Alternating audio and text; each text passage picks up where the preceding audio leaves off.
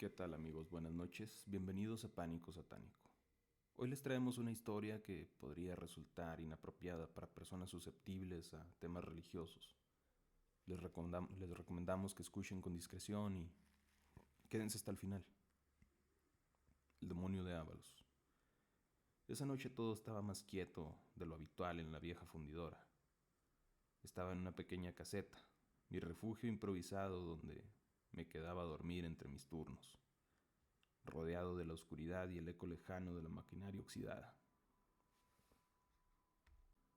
Yo me desempeñaba como guardia en una empresa privada que distribuía elementos por la fundidora y un pequeño complejo de casetas y estacionamientos.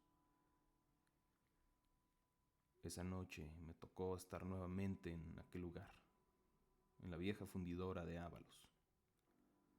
Recuerdo que la pequeña linterna que tenía sobre la mesa parpadeó, y con el sonido del viento silbando a través de las grietas en las paredes de aquella vieja choza improvisada, sentí que algo no estaba bien. No era la primera vez que me sentía observado, pero esa noche la sensación era más fuerte, más palpable, como si algo estuviera al acecho. El radio de la unidad que me habían asignado por parte de la empresa sonó, y la voz de un oficial me sacó de mis pensamientos. ¿Todo bien por ahí? Era una voz desconocida, no era alguien con quien hubiera hablado antes. El tono era profesional, pero cargado de desconfianza, como si ya supiera de los extraños sucesos que ocurrían en la fundidora. ¿Quién habla?, respondí tratando de sonar tranquilo. Él me respondió que eran la policía local, que habían recibido reportes extraños de este lugar y querían saber si estaba seguro. Nos dicen que ahí ocurren cosas raras. No estaba seguro de cómo responder. Sabía lo que pasaba en las noches, pero no podía admitirlo tan fácilmente. Después de un largo silencio, finalmente respondí. He estado viviendo cosas que no puedo explicar. Hay algo en los patios. No es un hombre. Parece algo peor. Ya ni los rateros entran, ni siquiera para robar el fierro viejo. Dicen que cuando entran se les borra la mente o algo. Lo que ven los vuelve locos. Simplemente pensé que eran alucinaciones por las sustancias. Yo no sé qué es, pero cada noche está ahí. La voz en el radio titubeó antes de responder, como si se cuestionara la veracidad de mis palabras. Pero al final se escuchó un tono serio. Entendido. Mantente en contacto. Igual vamos a enviar una patrulla, pero no te acerques al patio. Si ves algo raro, aléjate. No supe si sus palabras fueron de preocupación o de duda. Quizá pensaba que estaba borracho o que había consumido algo. Colgué el radio con el corazón latiendo más rápido que nunca. Sabía que no me iban a creer. La sensación de terror me envolvía, pero ya no había vuelta atrás. El aire se sentía más denso, más oscuro. Decidí mirar por la ventana de la caseta, a través de un viejo cristal. Vi la figura de una sombra gigantesca, algo que nunca había visto antes, fuera de los ruidos y movimientos extraños entre la oscuridad. Nunca había visto algo como eso. Avanzaba entre las máquinas oxidadas, como si fuera parte de la misma oscuridad que la rodeaba.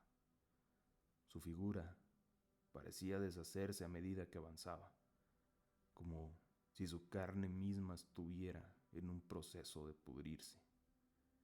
Su rostro, una grotesca distorsión de lo que alguna vez fue humano.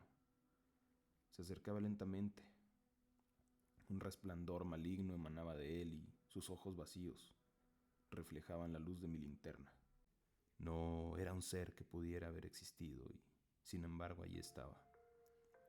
De sus labios salían palabras, pero no sé si llamarlo como tal.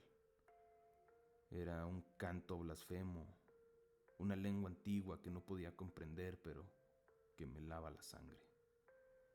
La figura avanzó como si su cuerpo se desintegrara con cada paso, dejando atrás un rastro de carne podrida y pus negra que caía al suelo. Aquella figura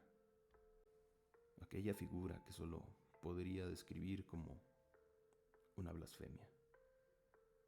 Aquella que usurpaba la imagen de Cristo, con esa túnica manchada de lo que parecía ser un líquido oscuro y sangre seca, y esa corona de espinas sobre aquella larga cabellera. El miedo me paralizó, pero en mi mente no había más que una orden: salir de allí. Pero algo me mantenía anclado al lugar. No podía moverme, era como si el demonio me hubiera hechizado, como si su sola presencia me hubiera despojado de mi voluntad. La patrulla nunca llegó esa noche. Cuando amaneció, los oficiales finalmente llegaron a la fundidora, no para rescatarme, sino solo para encontrarme. Había pasado esa noche aterrorizado, sin poder moverme de la caseta. Ellos no sabían quién era, no me conocían, solo habían recibido un reporte de algo extraño en el lugar. Al llegar me encontraron allí, en un estado de total pavor, temblando sin control. Incapaz de hablar con coherencia, solo repetía lo que había visto, lo que había sentido, aquel miedo inimaginable. ¿Qué ocurrió aquí?, preguntó uno de los oficiales al verme completamente fuera de mí, mirando las sombras como si la criatura aún estuviera allí. Les conté lo que había sucedido, pero ellos no parecían creerme. Sin embargo, no me reprocharon nada, simplemente me miraron con extrañeza, como si fuera otro caso más de locura que no podían resolver. ¿Te vas a quedar aquí?, me preguntaron, aunque sabían la respuesta. Sin poder hablar, asentí. No tenía fuerzas para negar lo que había vivido ni para intentar convencerlos. Me miraron de nuevo y después de unos minutos de incomodidad, uno de ellos me dijo con tono grave: nunca te metas de nuevo en este lugar. No es seguro. Ni siquiera para los que se roban el fierro viejo. Nadie debería estar aquí de noche. Ya hemos hablado con la compañía de seguridad privada para que no envíe elementos a este lugar. Solo que los consigne a los pequeños estacionamientos alrededor. Me llevaron en su patrulla, ya que me resultaba imposible manejar la unidad. Me llevaron hasta la parada del camión que me alejaría de ese lugar. Ese lugar se quedó atrás, pero el miedo a lo que había visto nunca me abandonó. Esa misma tarde me llamaron de la empresa en la que trabajaba para reclamarme porque había abandonado la unidad en ese lugar. Sin embargo, solo colgué. No volví a presentarme al trabajo y ni siquiera entregué las llaves de ese pequeño automóvil que estaba adaptado como si fuera una pequeña patrulla. Los oficiales que me encontraron ese día no parecían tener miedo, pero sabían que algo en ese lugar ya no era natural.